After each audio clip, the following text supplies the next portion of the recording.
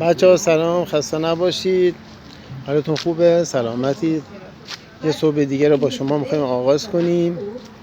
اومدیم یه جایی هست بهش میگن سرای سالمندان صادقیه. بعد اینجا یه روز آفتابی خیلی خوبیه. بچه‌ها بعضی پرسیدن تو کانال پیام گذاشته بودن، گفته بودن که ما چگونه سابسکرایب کنیم. باید بگم اون بیزی هست که پایین کانال هست، روش نمیشه مشترک شدن. اونه که فشار بدی خب کانال سابسکرایب میشه یا هم مشترک میشه. پس مشترک شدن و سابسکرایب کردن در واقع یکیه. آخه بعضی اینا پرسیدن، من گفتم براشون توضیح بدم. اینجا فضای داخلی سرای سالمندانه و بعضی هستن اینجا قشنگ دارن کار میکنن، زندگی میکنن و امکاناتش هم خیلی خوبه.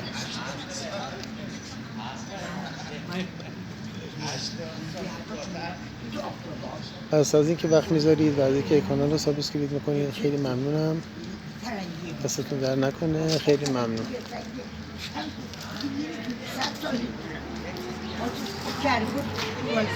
بچه‌ها خیلی ممنون که کانال رو سابسکرایب میکنید. خیلی ممنون.